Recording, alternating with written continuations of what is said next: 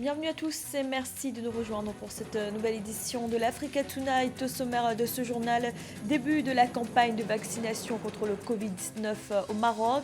Le roi Mohamed VI a donné le coup d'envoi en recevant la première dose du vaccin ce 28 janvier. L'objectif des autorités est l'immunisation rapide de la population marocaine. La deuxième vague de contamination Covid en Afrique pourrait être associée aux nouveaux variants. C'est ce qu'a indiqué le Centre africain de contrôle et de prévention des maladies qui appelle à accélérer le processus de vaccination. Et le Tchad sollicite le cadre commun du G20 pour la restructuration de sa dette, qui s'élève désormais à 25% du PIB. Ce cadre commun est le mécanisme mis en place pour faire face au risque d'insolvabilité engendré par la crise sanitaire. Mais tout d'abord, cette victoire pour les fermiers nigérians face au géant pétrolier Shell, c'est la fin d'une bataille judiciaire qui aura duré près de 13 ans.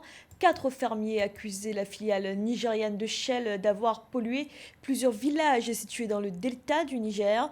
La justice néerlandaise devant laquelle l'affaire avait été portée a estimé que la compagnie pétrolière était bien responsable des dommages occasionnés.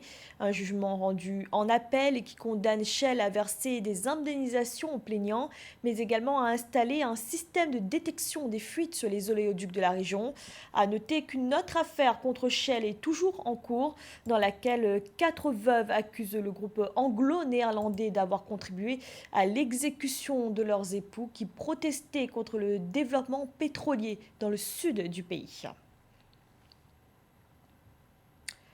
La pandémie de coronavirus à présent et la campagne de vaccination contre le Covid-19 qui a officiellement démarré au Maroc. 25 millions de personnes sont concernées. Le roi Mohamed VI a reçu ce 28 janvier la première dose du vaccin.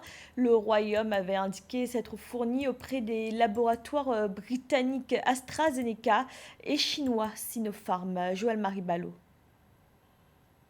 En acceptant de recevoir la première dose du vaccin contre la Covid-19, le souverain marocain Mohamed VI a officiellement lancé la campagne nationale de vaccination dans son pays. Cette campagne gratuite concerne 25 millions de citoyens marocains et des étrangers de plus de 17 ans résidant dans le royaume. L'objectif étant d'immuniser toutes les composantes du peuple marocain avant l'apparition d'une nouvelle variante du virus. Conformément aux hautes instructions royales, la campagne de vaccination sera gratuite pour l'ensemble des citoyens. L'objectif étant de réduire puis éliminer les cas de contamination et de décès dus à l'épidémie et de contenir la propagation du virus dans la perspective d'un retour progressif à une vie normale. Durant cette campagne, médecins, infirmières, forces de l'ordre, enseignants âgés de plus de 40 ans en première ou deuxième ligne face au Covid-19 seront les premières personnes à bénéficier de ces injections. La répartition des vaccins doit d'abord prendre en compte tous ceux qui sont au front contre le coronavirus, notamment le personnel de santé et tous les acteurs sociaux qui sont au front dans la sensibilisation ou dans des activités de mobilisation contre le coronavirus. Et au deuxième rang, il faut penser à ceux qui ont des urgences de voyage, ceux qui sortent du pays, ceux qui entrent au pays pour pouvoir briser la chaîne de contamination. Le gouvernement marocain a indiqué dans un communiqué qu'en fin décembre 2020, le royaume a commandé 65 millions de doses des vaccins britanniques AstraZeneca et chinois Sinopharm. Avec plus de 500 000 cas confirmés de Covid-19 dans le royaume, le lancement de cette campagne sera un moyen de ralentir l'évolution de la pandémie sur l'ensemble du territoire marocain. Et à l'échelle continentale, la vaccination s'organise également. L'Union africaine a obtenu 400 millions de doses supplémentaires du vaccin contre le Covid-19, des doses garanties par l'Institut Serum, un laboratoire indien. Il s'agit du vaccin développé par AstraZeneca. Joël Maribalo. Réponse à la pandémie de Covid-19, les pays membres de l'Union africaine ont obtenu 400 millions de doses de vaccins supplémentaires. Cette annonce, faite par le Centre de contrôle et de prévention des maladies, intervient à un moment où l'Afrique connaît une recrudescence des cas de contamination. Cette annonce porte ainsi à 670 millions le nombre de doses qui doivent être disponibles dans les 2 années à venir pour les pays africains. 400 millions de doses supplémentaires de vaccins ont été obtenues auprès du Serum Institute of India. Si vous ajoutez ces 400 millions de doses aux 270 millions, je pense que nous commençons à faire de bons progrès. L'acquisition du vaccin indien contre la Covid-19 par l'Union africaine est financée via un mécanisme mis en place par l'Organisation panafricaine et la Banque mondiale.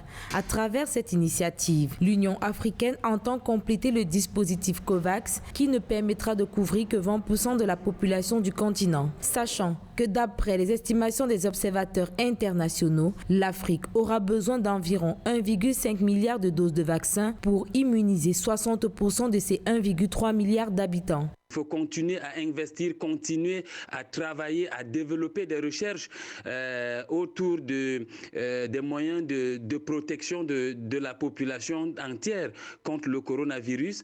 On ne va pas seulement attendre que les solutions viennent d'ailleurs. Les chercheurs locaux également doivent se mettre au travail, doivent bénéficier des financements du gouvernement pour trouver des solutions adaptées. L'acquisition d'un vaccin vient redonner un véritable espoir aux communautés africaines dont la plupart n'ont pas les moyens de financer l'immunisation de leur population. Signalons qu'au 29 janvier 2021, les cas confirmés de Covid-19 en Afrique sont établis à plus de 3,5 millions pour plus de 88 000 décès. L'acquisition des doses de vaccins est donc une problématique majeure pour le continent, d'autant plus que l'Afrique connaît sa deuxième vague de contamination avec un taux de mortalité plus élevé qui pourrait être lié au nouveau variant du coronavirus. C'est ce qu'a indiqué le Centre africain de contrôle et de prévention des maladies dans son dernier bilan épidémiologique. Mildred Yamou.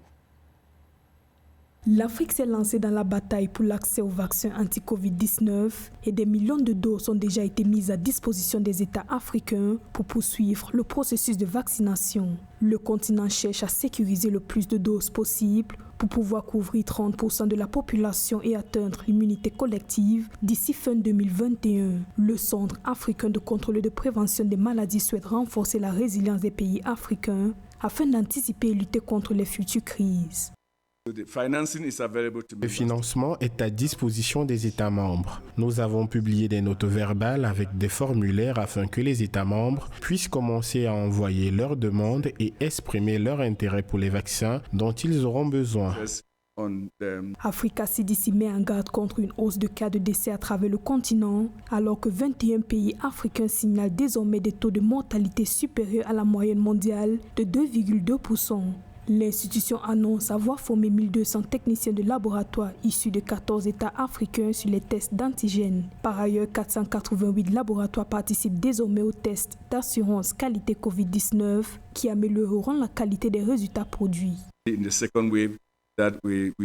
Cette deuxième vague de la pandémie est plus agressive et le taux de mortalité est plus sévère que la première. Je pense qu'il est juste de dire que sur le continent, tout le monde connaît au moins 1 ou 2 personnes décédées de la COVID-19. Le meilleur moyen de prévenir les décès est donc d'intensifier la vaccination, ce qui pourrait également empêcher une nouvelle contraction de la maladie. Africa CDC continue de souligner la nécessité de renforcer la coopération et appelle à des efforts concertés pour freiner cette deuxième vague de la pandémie. L'institution invite d'autres parties prenantes à rejoindre la course afin que ce programme de vaccination soit une réussite. L'Afrique compte désormais 3,4 millions de cas confirmés, 2,9 millions de guérisons et 87 000 décès. Et l'Afrique du Sud reçoit ce 1er février 1,5 million de doses du vaccin AstraZeneca.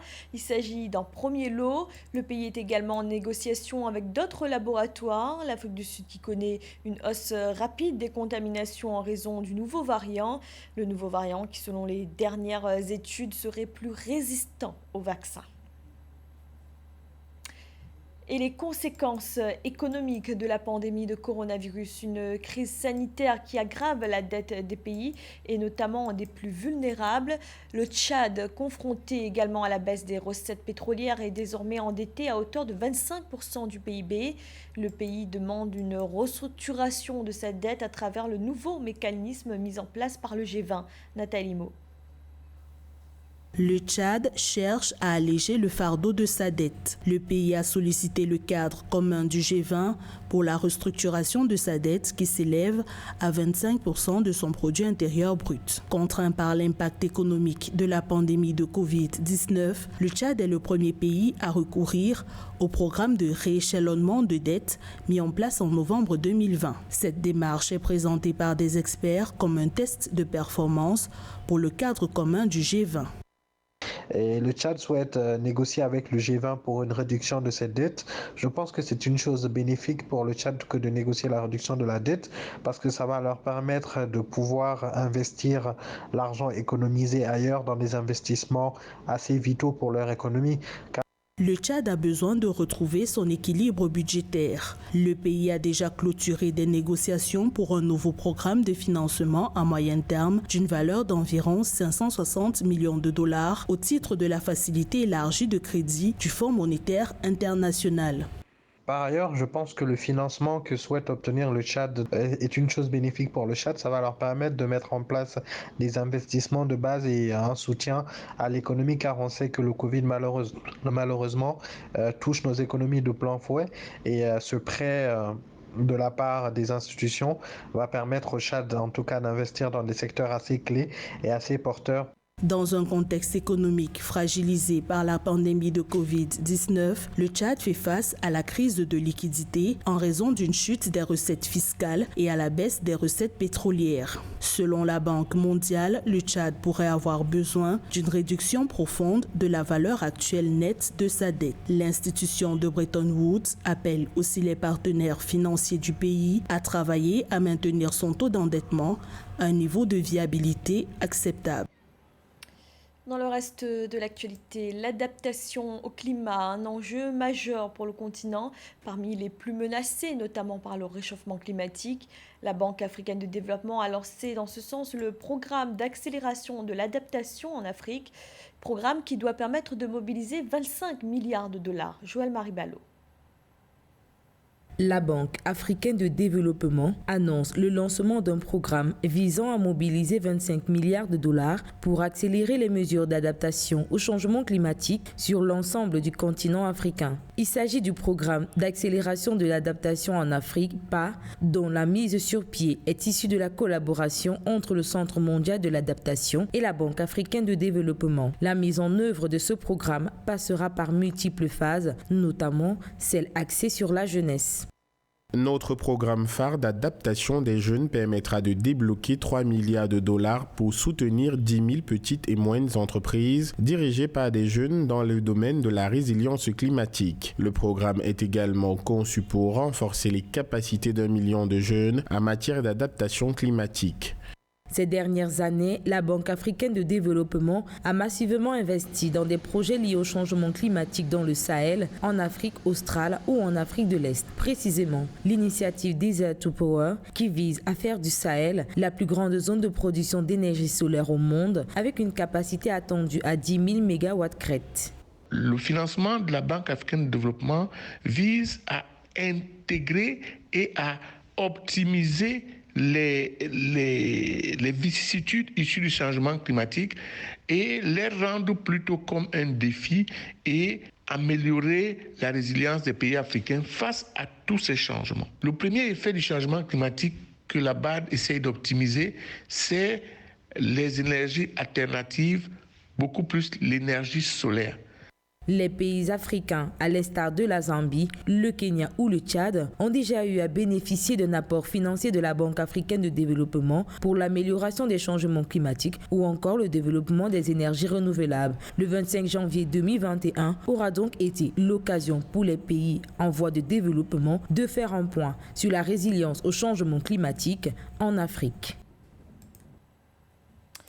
Et le mouvement Black Lives Matter pourrait être en lice pour le prix Nobel de la paix. Un député norvégien en a fait la proposition. Le mouvement contre les inégalités raciales a été créé en 2013 aux États-Unis et a pris une nouvelle envergure avec la mort de George Floyd, un Américain noir tué par un policier en mars 2020. Depuis, plusieurs institutions ont été interpellées par le mouvement. Le prix Nobel de la paix sera attribué en octobre prochain. L'année dernière, il avait été décerné au programme alimentaire mondial. C'était le journal de la rédaction. Merci de l'avoir suivi. Retrouvez dans un instant une nouvelle édition de l'information.